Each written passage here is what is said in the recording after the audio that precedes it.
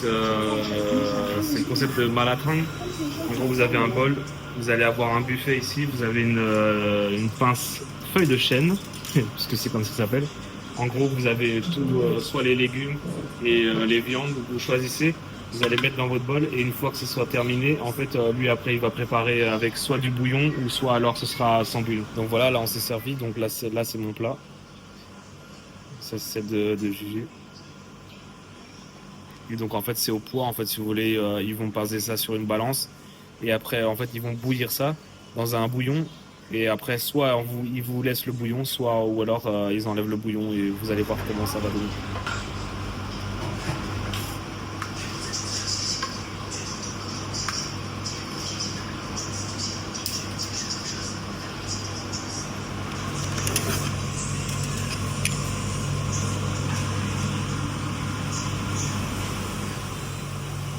Et donc voilà, donc c'est servi. Du coup, là on a pris avec du bouillon, donc vous avez différents types de bouillon que vous pouvez choisir. Et après voilà, il a découpé, il a cuisiné, il a bouilli, il a mis le goût dans le bouillon et donc du coup voilà, c'est prêt à manger. Et en fait, je sais pas si j'ai déjà dit, mais je le redis du coup, c'est que en fait vous payez au poids. Donc ce qu'on avait sélectionné, c'est pesé et c'est comme ça que vous payez. Ici,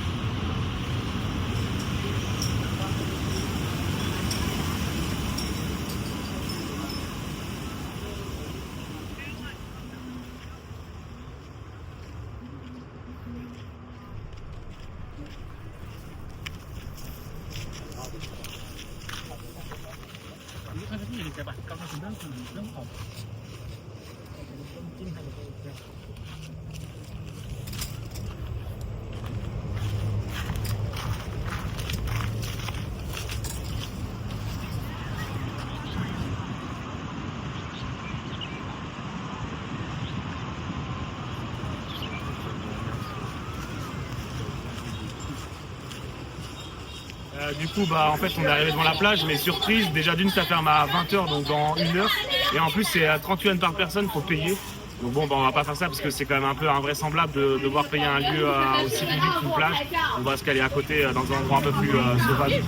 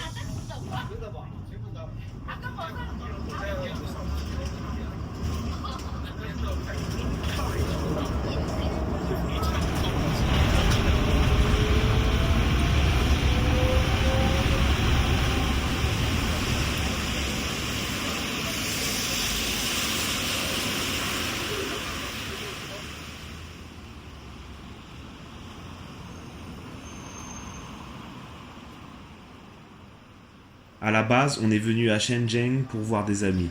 Pour des raisons de vie privée, on a décidé de ne pas montrer leur visage. C'est un couple et ils visitent des appartements aujourd'hui.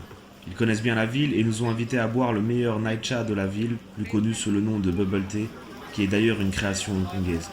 L'endroit est typique de Shenzhen et si vous allez là-bas, allez-y, je vous le recommande.